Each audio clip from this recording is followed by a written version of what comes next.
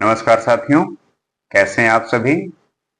आशा करते हैं कि आप अच्छे हैं और इस टाइम पे अपनी चुनौतियों को, अपने चैलेंजेस को अच्छे से मैनेज करते हुए अच्छे से काम कर रहे होंगे। जैसा कि आज के टाइम पे साइकोलॉजी में, मनोविज्ञान में काफी चर्चा है दो विषयों का, एक सिंपैथी और इम्पैथी। सिंपैथी का मतलब होता है सहानुभूति और इम्पैथी का मतलब होता है समानुभूति या परानुभूति। अब इसमें क्या अंतर है और इनकी अपनी जो फीलिंग्स हैं, अपना जो फील करने का तरीका है या जो गहराइयां हैं, उनको हम समझेंगे और ये जानेंगे कि कैसे इनका अपना महत्व है। तो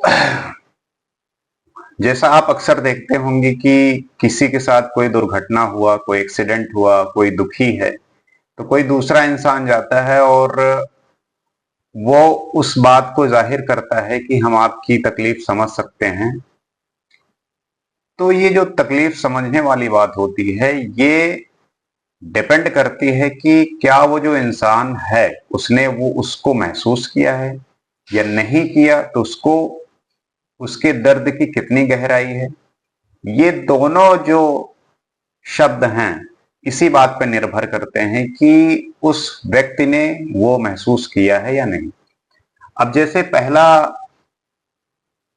शब्द है सिंपैथी, तो उसका मतलब होता है हिंदी में सहानुभूति। इसका मतलब यह है कि मान लीजिए किसी को, किसी की माता जी हैं और उनका अभी देहांत हुआ है और कोई व्यक्ति और उसका कोई दोस्त जो है उससे मिलने गया है, लेकिन उसकी माँ जो है अभी जीवित है।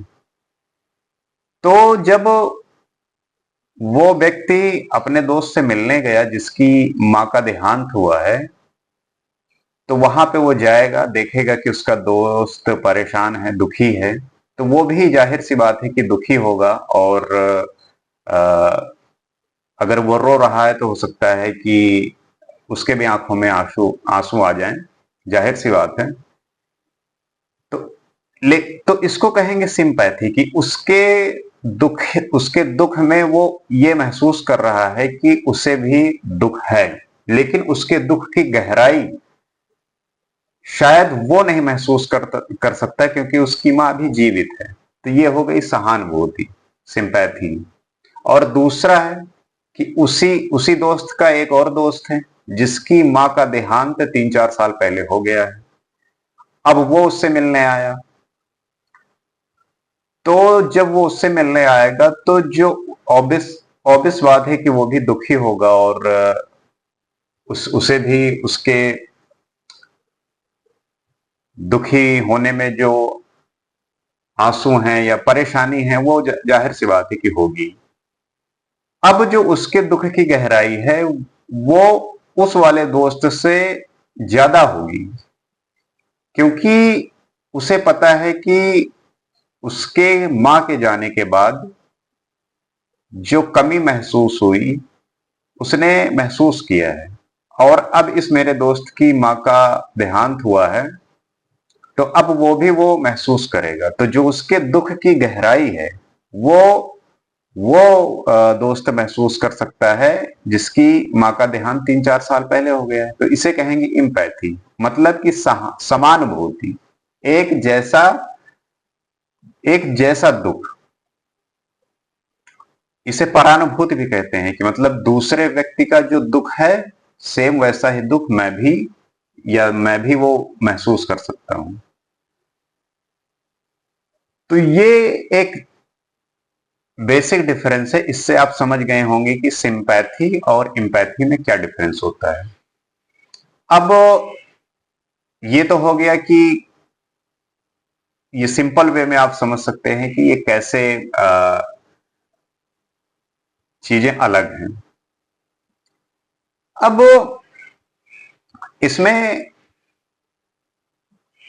कैसे ये चीजें जुड़ी, कैसे ये चीजें, जाहिर सी बात है कि आप ये सोचते हैं कि कैसे ये काम करती हैं, क्योंकि जो सिंपैथी है वो पुराना है, ओल्ड है, और जो एम्पैथी है वो मनोविज्ञान के भाषा में अभी कुछ 150 या 200 साल पहले जुड़ी हुई है।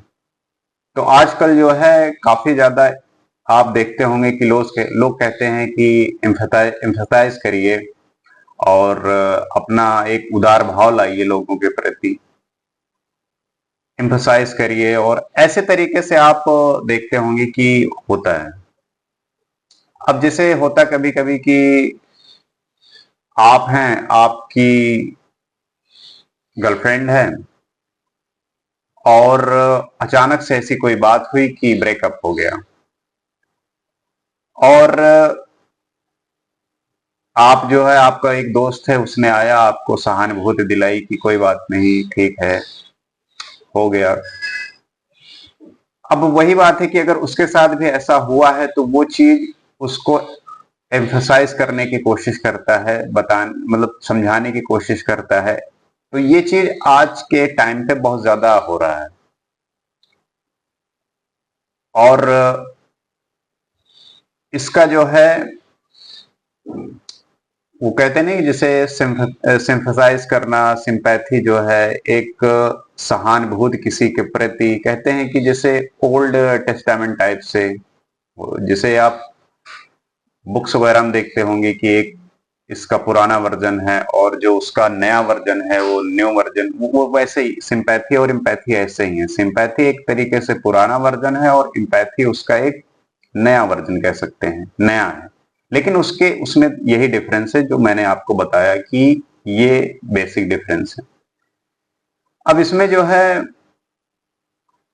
ये भी ऐसा होता है कि एक पैथेटिक फैलेसी होती है कि आप जैसे किसी के प्रति कोई गलत काम करते हैं या ऐसा कोई हो जाता है काम जो ठीक नहीं है, तो कहते हैं आप काफी पैथेटिक हैं। उस सेंस में नहीं, पैथेटिक मतलब यहाँ की, जैसे कि ये ग्रीक भाषा का है पैथ। पैथ मतलब होता है एक सहानुभूति, एक वो फील करने वाली बात हो जाती है। ये वर्ड ग्रीक भाषा से ही आए हैं।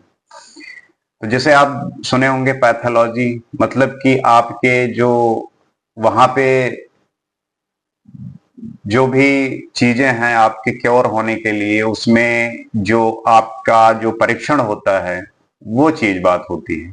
तो वहीं पे आती है पैथेटिक फैलेसी, मतलब कि आप गलत तरीके से उस चीज को एनालाइज कर लेते हैं। जैसे मान लिया आपका ब्रेकअप हुआ, आप जा रहे हैं, और अचानक से क्या हुआ कि आसमान में बादल छाए और बारिश जो है होने लगी। आप रो रहे हैं तो आपको लगने लगा कि मेरे साथ पूरा संसार रो रहा है। तो इसको कहते हैं पैथेटिक फैलेसी। तो ये जो तरीका है किसी भी चीज को महसूस करने का, ये उसी इंडिविजुअल पे है कि उसके साथ क्या घटित हुआ है, क्योंकि ये घटना जो है उसके इमोशनल इंटेलिजेंस को एक्साइट करता है या क्रिएट करता है, और वो उसी चीज को अनुभव कर सकता है जो उसने अनुभव किया है। कि जैसे होता नहीं कि हम आपके दर्द को महसूस कर सकते हैं, तो वो वही महसूस कर सकता है जो उस चीज को महसूस किया हो। ये इंडिविजुअली होता है। आप जैसे देखते होंगे कि मान लीजिए आप एग्जाम दिए और आपकी पोस्टिंग ऐसे जगह हो गई जहां जहां से आप अनभिज्ञ हैं। मान लीजिए कि आप शहरी हैं, आप शहर में पले बड़े हैं, यहीं पे पढ़ाई की है, और हर तरीके से आप मेट्रोपॉलिटन सिटी में रहे हैं और उसकी सुख सुविधाओं का आपने उपयोग किया है, उपभोग किया है। अब मान लीजिए आपकी जॉब ऐसे जगह पे हो गई जहां पे इन सब चीजों की अनुपस्थिति है, और वहां पे वो सारी समस्याएं आपके सामने आ रही हैं जो आपने बुक्स में पढ़ रखी हैं।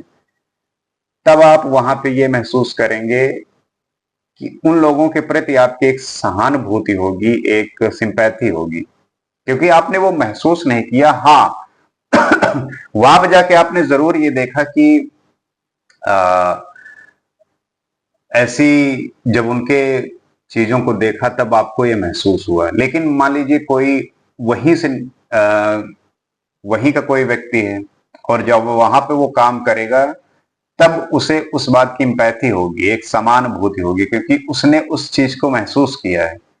तो ये उसके इंडिविजुअल पे है कि वो इंसान के साथ वो घटित हुआ है या नहीं। इसी बात पे ये निर्भर करता है, इसी बात पे ये काम करता है। तो आशा करते हैं कि बात समझे होंगे। नमस्कार।